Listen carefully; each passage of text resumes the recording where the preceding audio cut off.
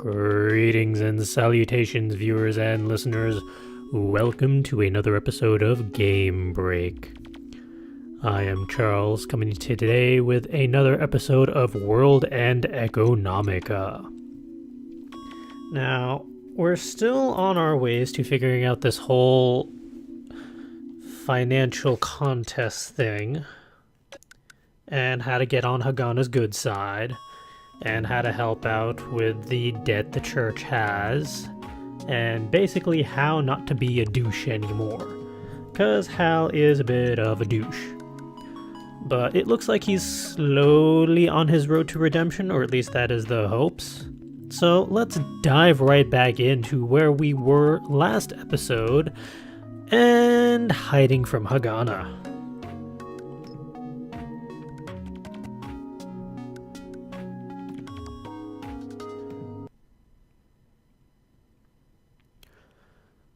Or really, it was, we hid from Hagana and now we're on our way back.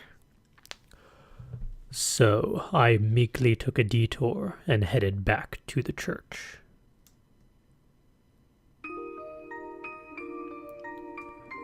Lisa wasn't in the living room, so I guessed she was in her room. I made some coffee, headed back to my room, and turned on the computer. In order to solve one problem, I made a single move. Thus, my next move for the next problem was to take a look at the stocks. However, the quiet of the church apparently was merely the calm before the storm, as they said back on Earth.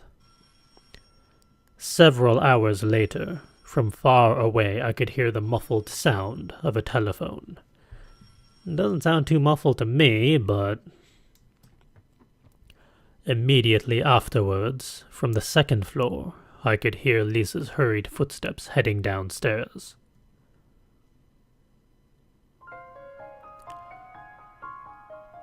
It had been 3 hours since Lisa rushed out of the church.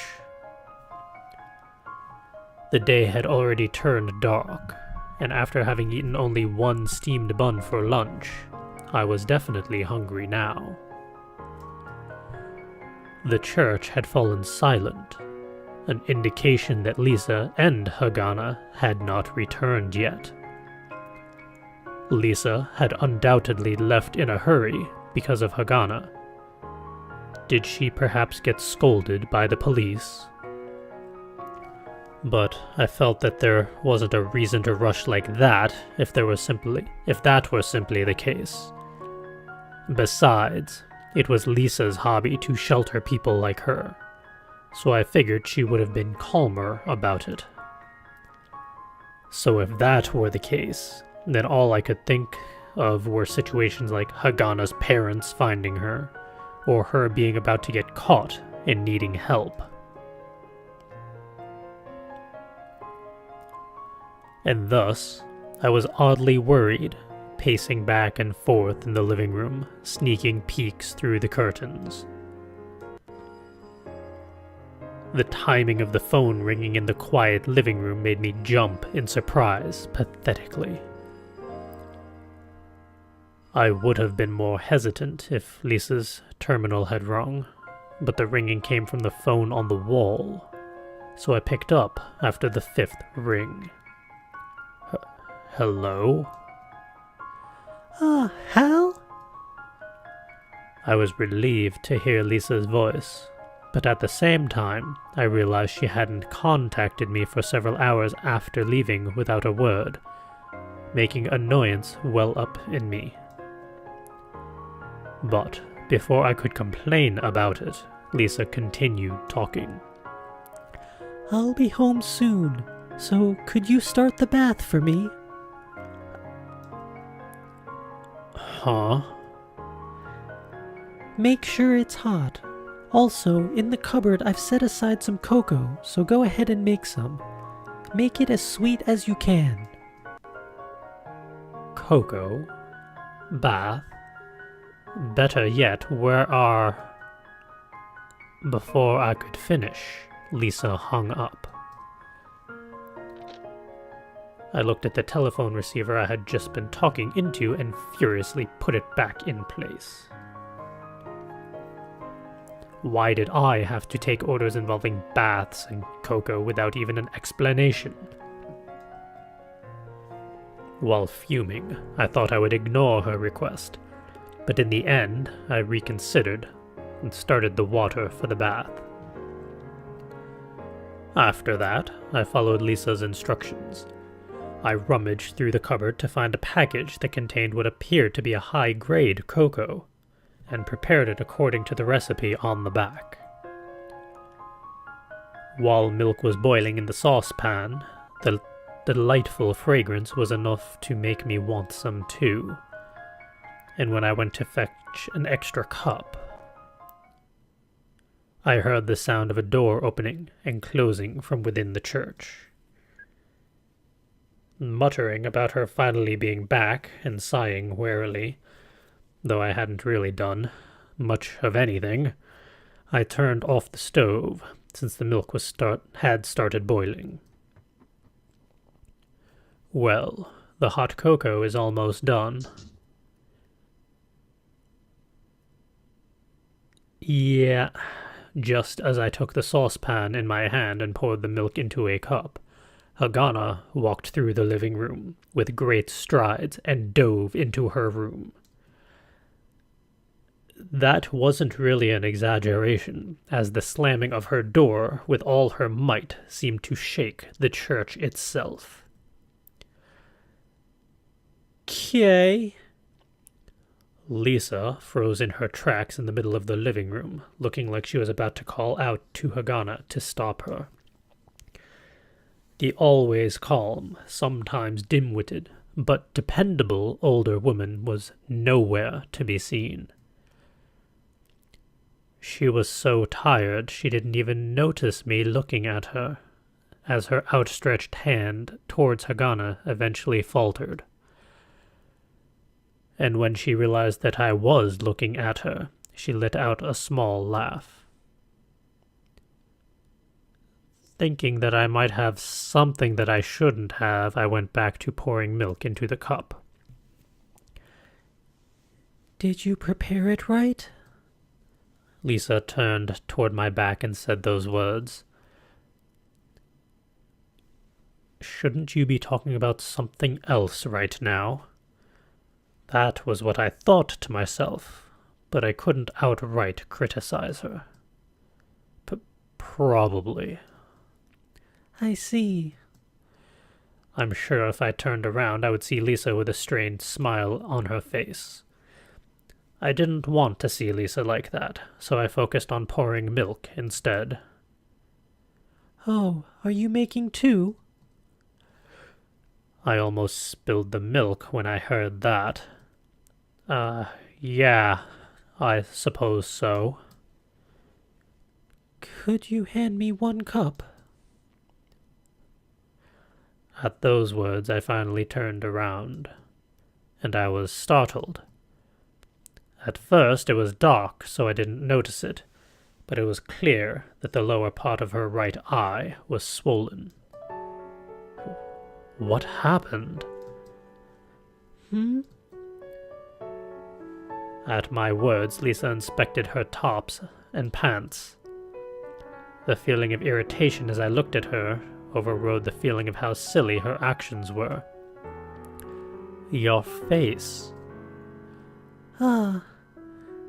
As soon as Lisa realized it, she looked up and, with her right hand, touched her face with her slender fingers. Seeing how painful that looked made my face flinch in reaction. "It was nothing. I just ran into something." Like a fist? It was nothing. I don't know about how it works on Earth, but on the moon that doesn't look like it was nothing. Even I knew about Newton's third law of motion. Lower gravity meant less weight, and less weight meant less impact. I knew from experience because I had traded many a blow. Lisa looked embarrassed and had a strained smile on her face as I saw through her ruse. She then looked towards me. Would you mind giving me some cocoa? Normally, I'd be angry at her for dodging the question. However, I couldn't say any more with Lisa in front of me. At the very least, my face showed my displeasure as I stirred the cup I had poured milk into and placed it on the table.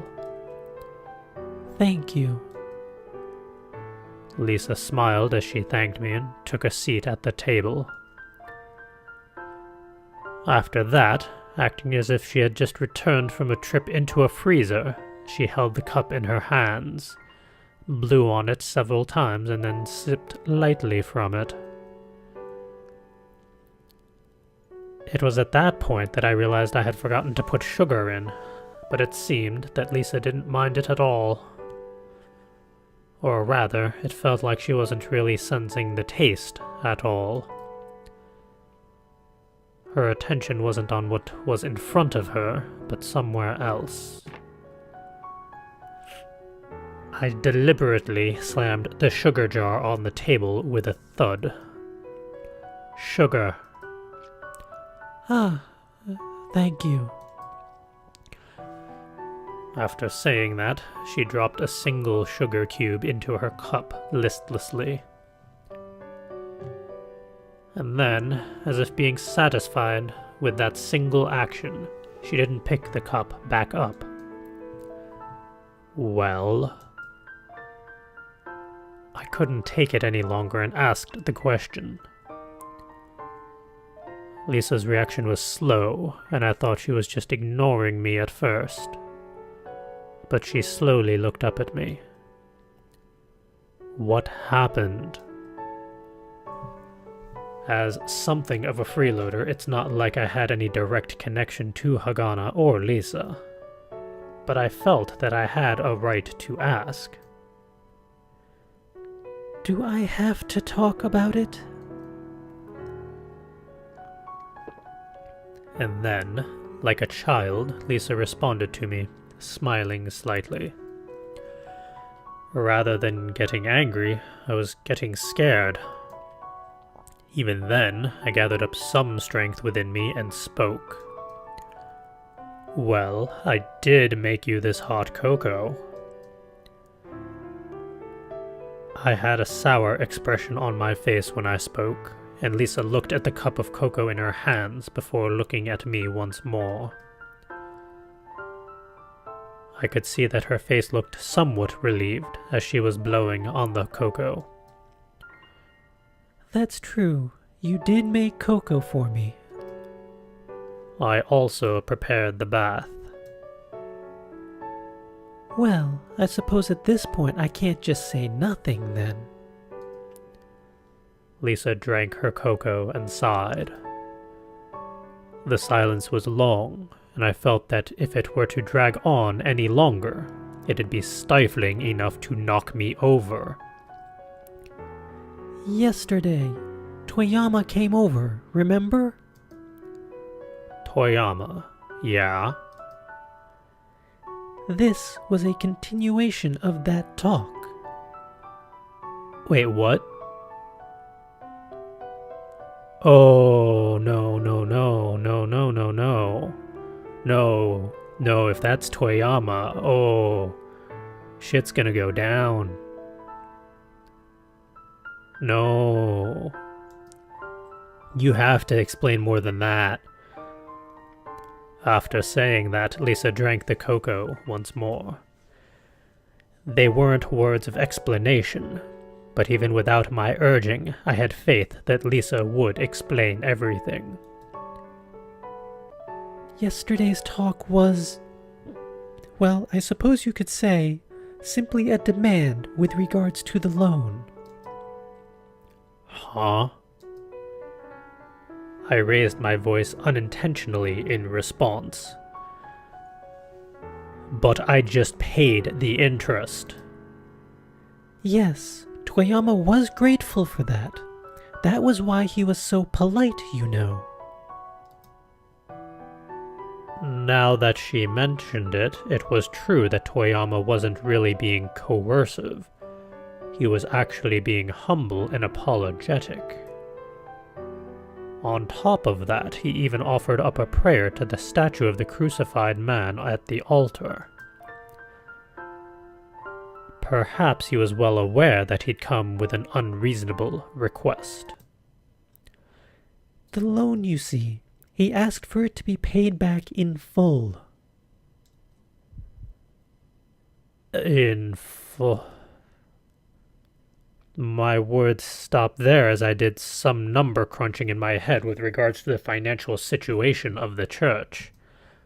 The loan was at 50,000 mules, with a monthly interest payment of 200 mules. However, I didn't even get back the 200 mules I had put up. Given that, there was no possibility of paying back the loan in full. Why do you have to? Is it written in the contract? No, the loan is indefinite. Toyama always does it like that. I can only loan money out to people I trust, so pay it back whenever you can, he would say.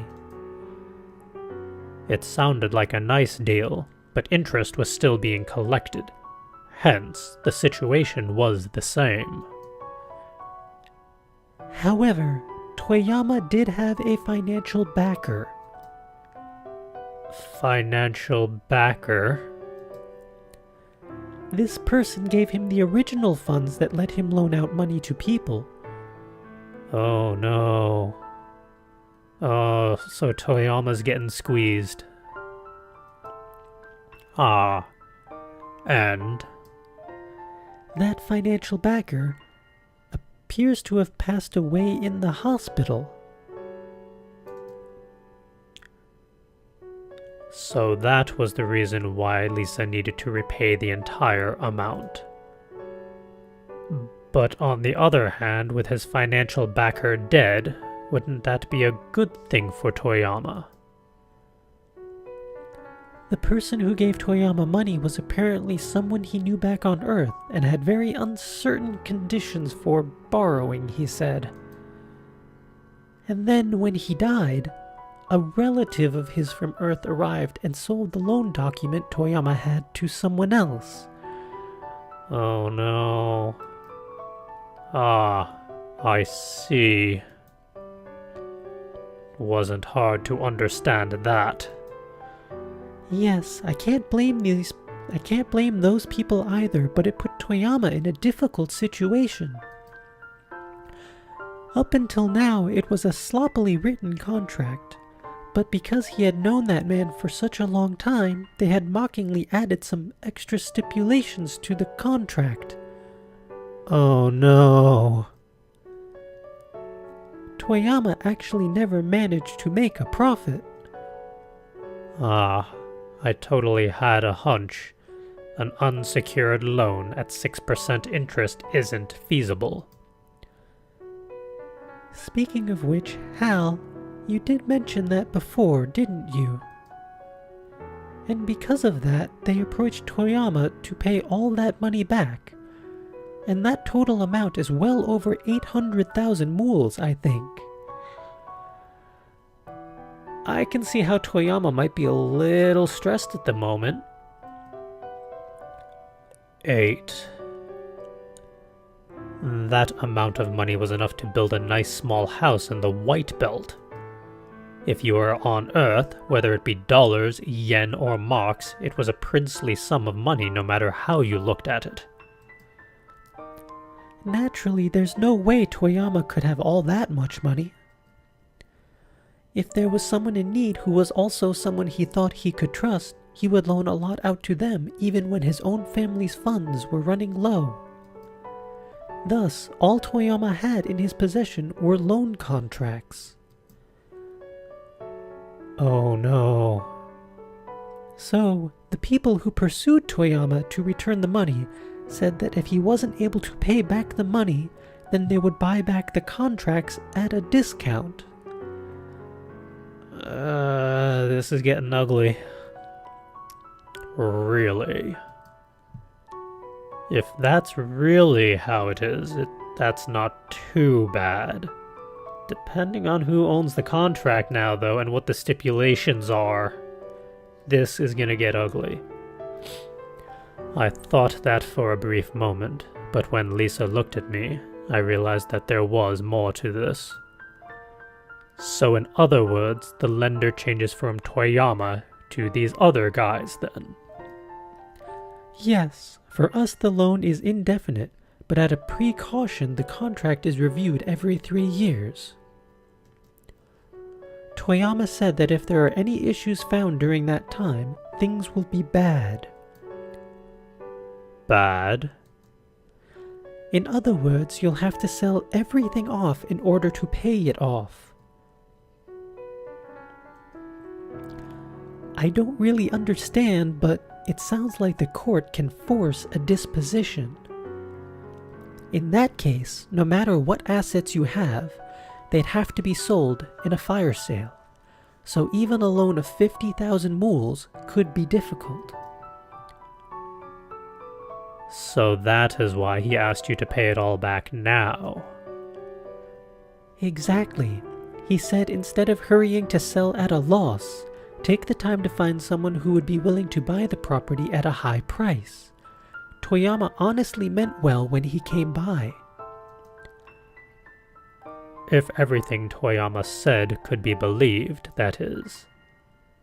I wasn't going to say it out loud, though. I honestly didn't think that Toyama was a sneaky kind of guy. Of course, there were adults who possessed the down and dirty skills of deception, but if that were the case, I felt that Toyama would have presented himself in a much better light. But... And as Lisa punctuated the conversation, my mind stopped wandering. Hagana, that child is rather sharp, and yesterday it seemed that she caught wind that something was going on. And then it seemed as if she caught wind of this talk as well. In a fit of rage, did she confront Toyama then? I asked nervously as Lisa looked like she was slipping deeper into depression. She nodded. At that moment, the image of Hagana, as she came to look for Chris above the tunnel, crossed my mind.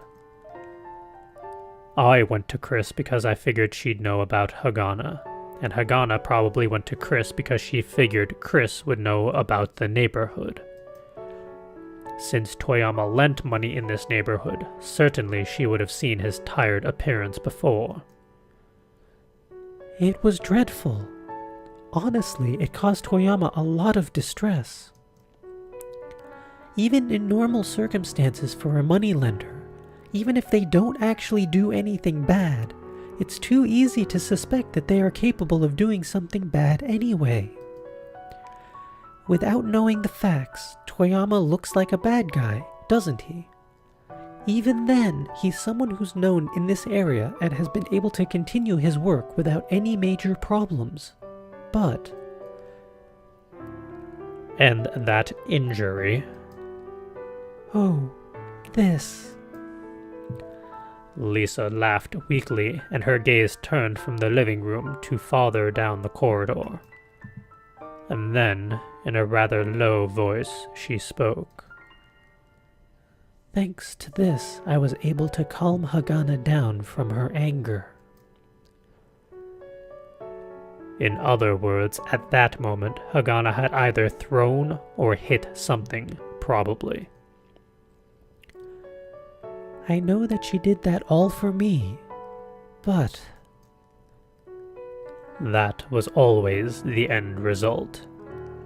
That time with me in the clothing store was the same thing. She always seems to blame herself for what happens. And if there is anything that she can do, no matter where it is, she will try to do something, I imagine. A difficult personality. Lisa did not disagree with my mumbling. She's a serious girl. Stubbornly serious. Why can't she get rewarded for her toils, I wonder? Honestly, What was the Lord thinking? Lisa seemed to laugh in sorrow, then looked downcast before falling silent. But I couldn't stand the silence and spoke up quickly. Well, what are you going to do? Eh? The loan. Return what was given. That was expected. But if everything in the world went that well, I'd be living in a penthouse in Newton City by now. Yes. What should we do? As Lisa said that, she looked troubled as she smiled. If she really had no way to repay that money, then I might just blow my lid. I would probably think that she should do whatever she could and work. But Lisa actually had a means to pay it back. If she sold off things like those books, odds are she would be able to pay back the loan. But even then, Lisa thought about that before and was at a loss. Lisa cared for those books as if they were a part of her, and if she were to sell those books, she'd never see them again.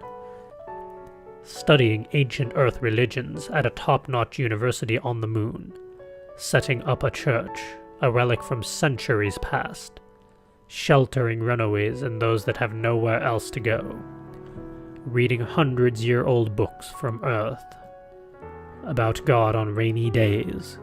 Those were things that she enjoyed doing.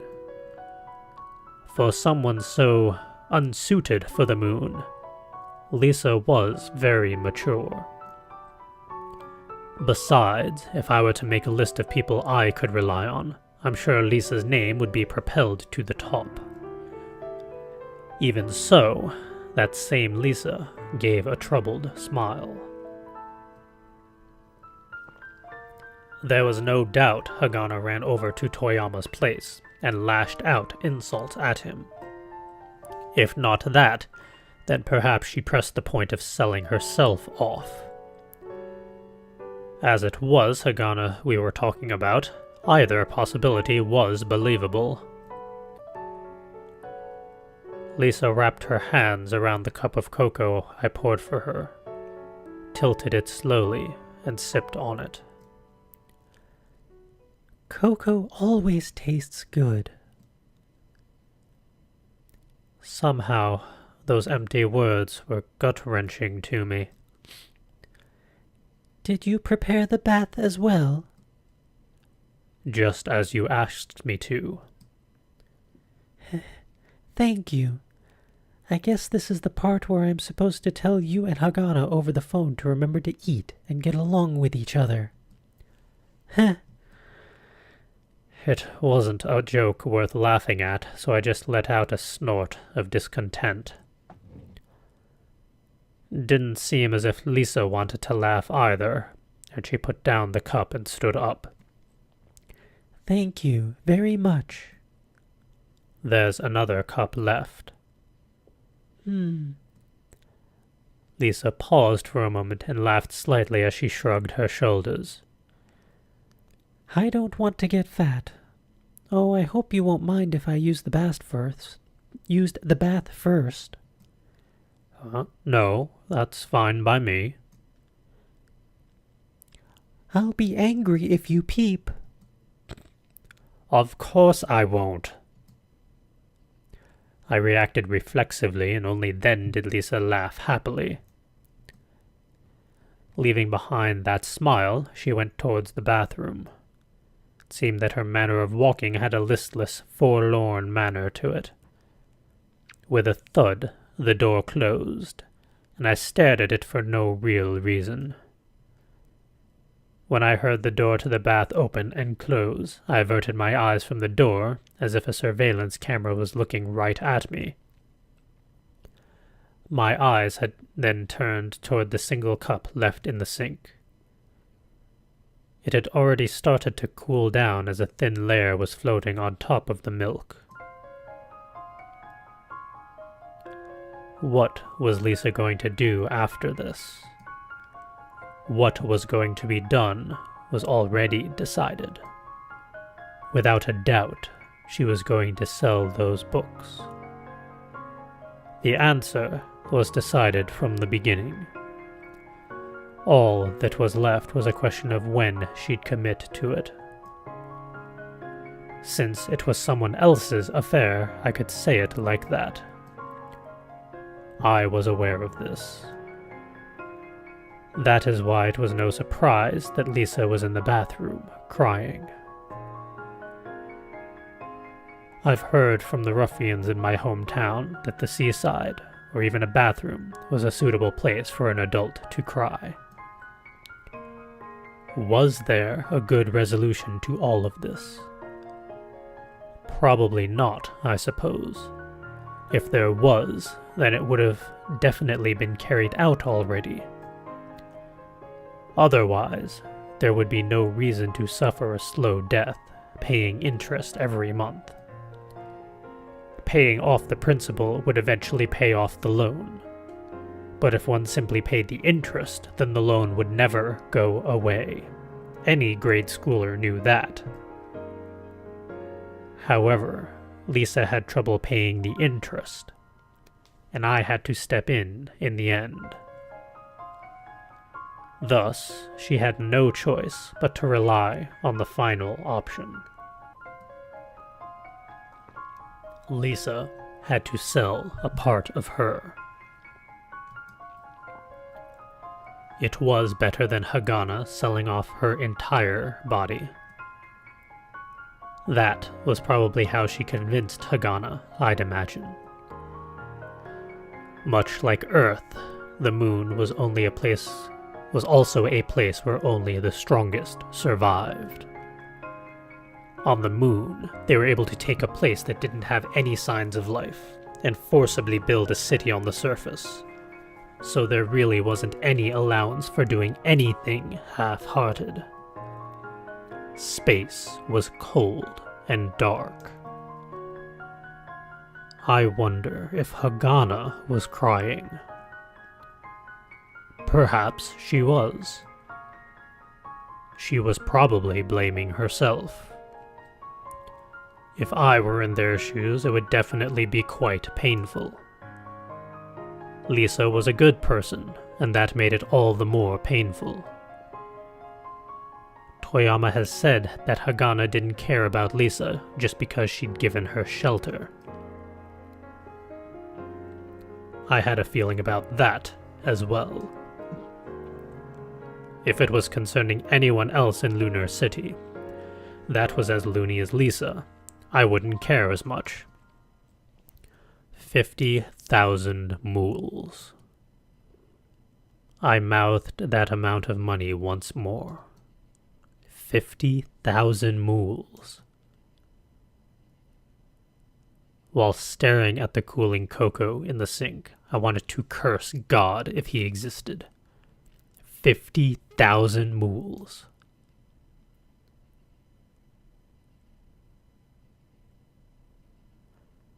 How much money did I have?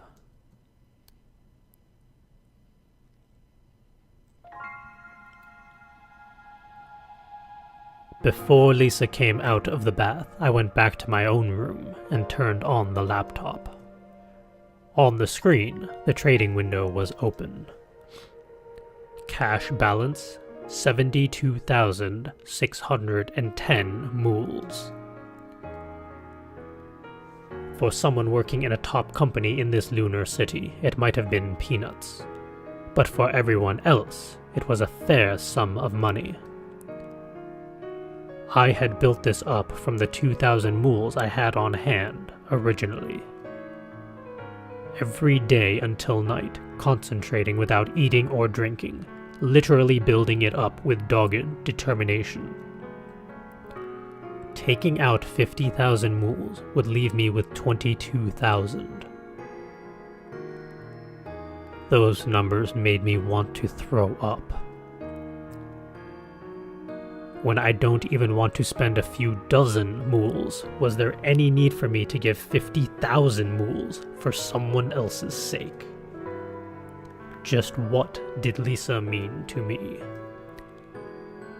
Of course, I owed her for saving me from the police. But that was it.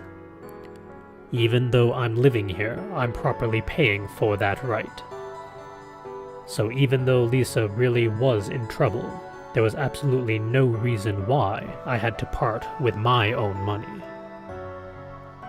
On top of that, Lisa had a way of paying back the debt.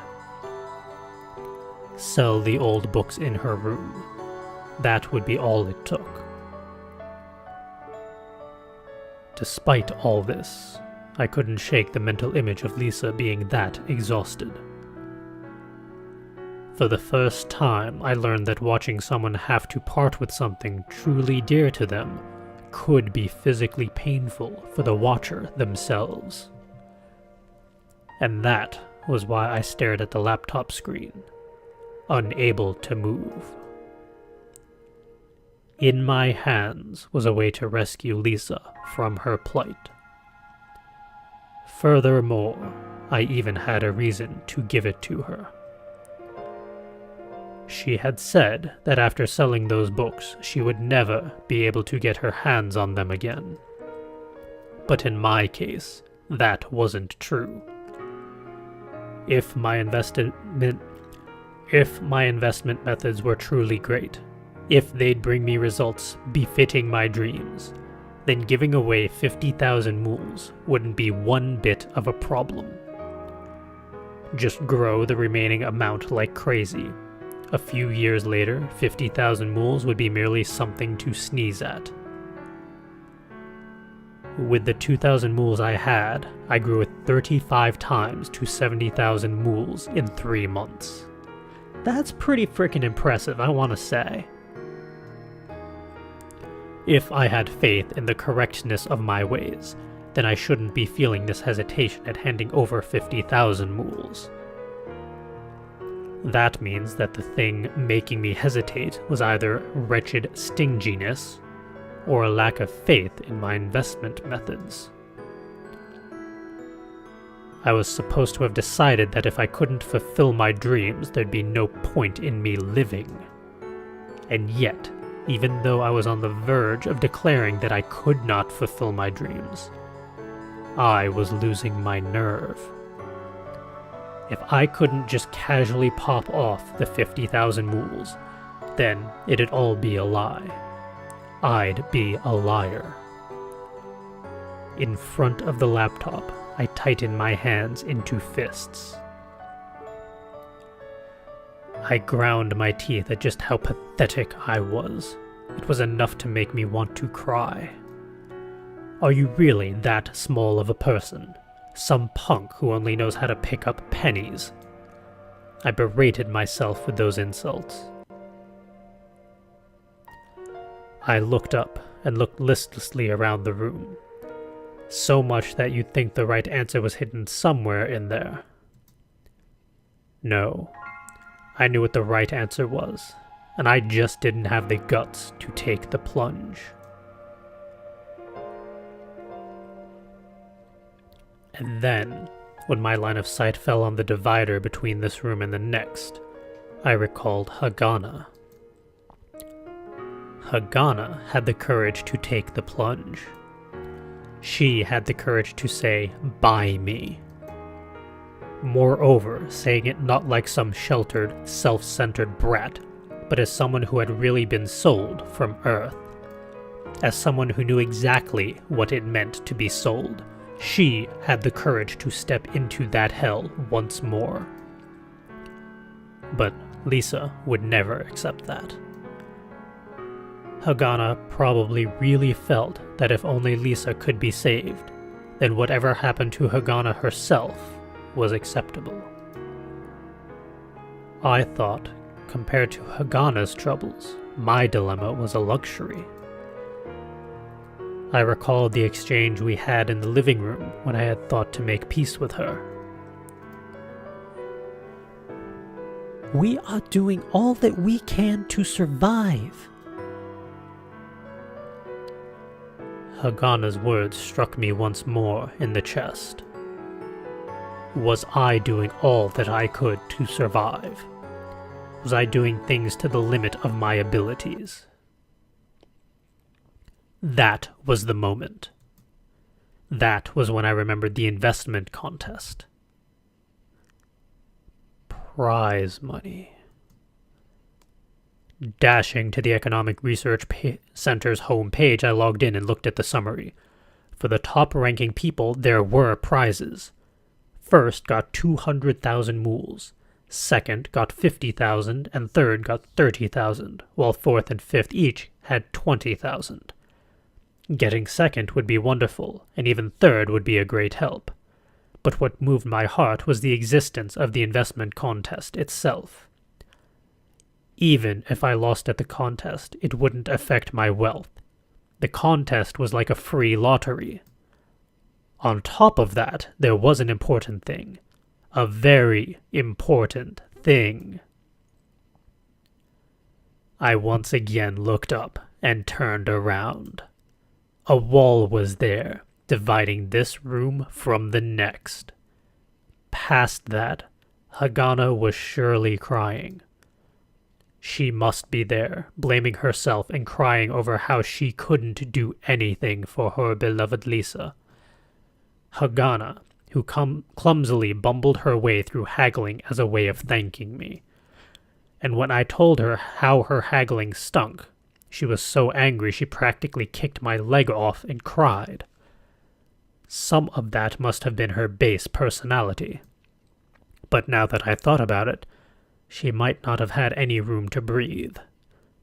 For example, even if she could teach kids math, she wasn't helping them advance to better schools in any real sense if she was unable to change the economic circumstances surrounding them. Hagana had probably been thrown around by conditions like that, brought to the moon, then wound up at Lisa's place after running away. Apparently, math could solve problems elegantly.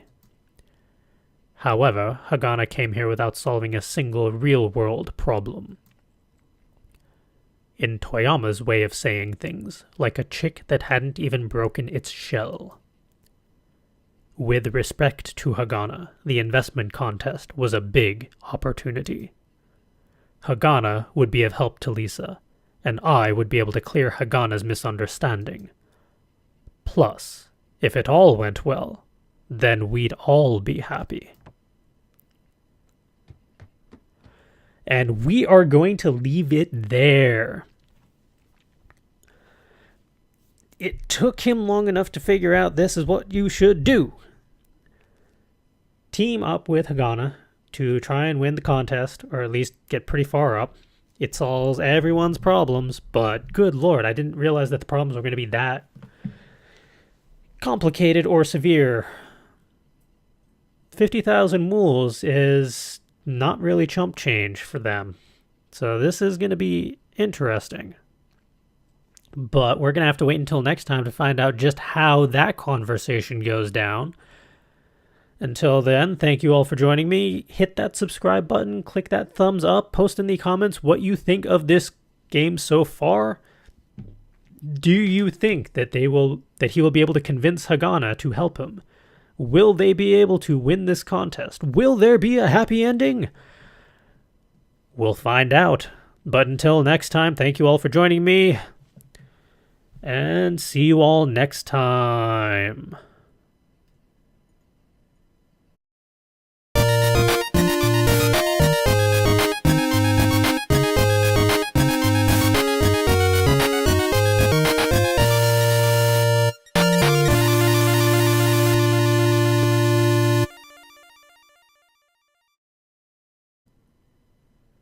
However, the quiet of the church apparently was merely the calm before the storm, as they said back on Earth.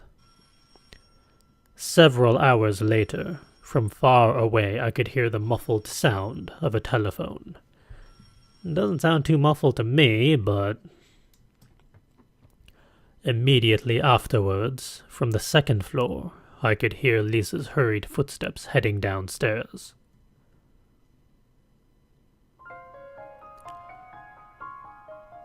It had been 3 hours since Lisa rushed out of the church.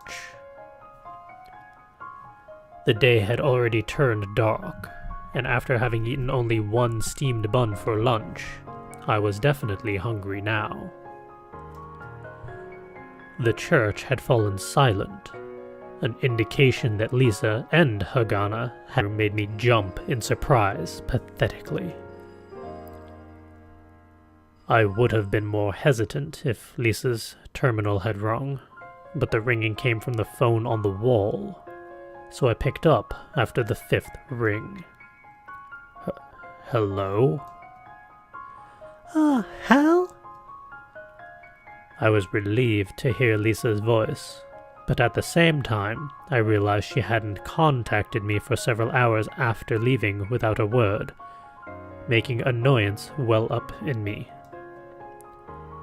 But before I could complain about it, Lisa continued talking. I'll be home soon, so could you start the bath for me? Huh? Make sure it's hot. Also, in the cupboard I've set aside... And hiding from Hagana.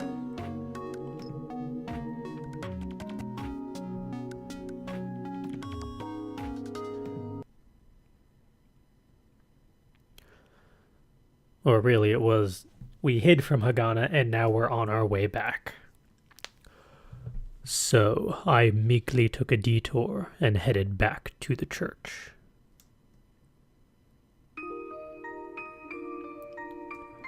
Lisa wasn't in the living room, so I guessed she was in her room.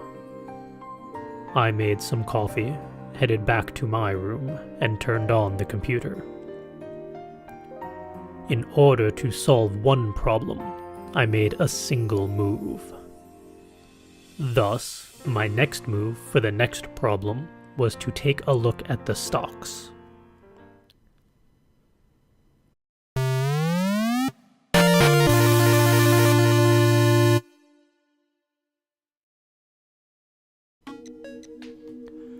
Greetings and salutations, viewers and listeners.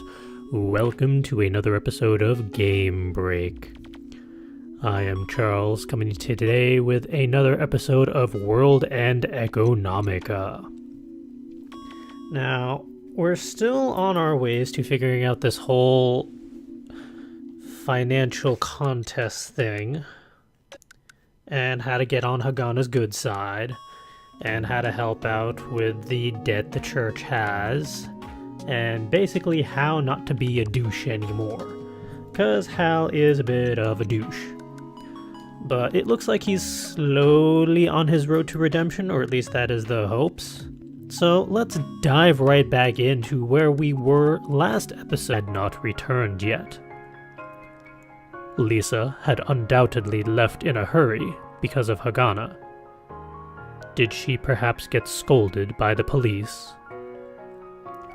But I felt that there wasn't a reason to rush like that if that were simply the case. Besides, it was Lisa's hobby to shelter people like her, so I figured she would have been calmer about it. So if that were the case, then all I could think of were situations like Hagana's parents finding her, or her being about to get caught and needing help. And thus, I was oddly worried, pacing back and forth in the living room, sneaking peeks through the curtains. The timing of the phone ringing in the quiet living room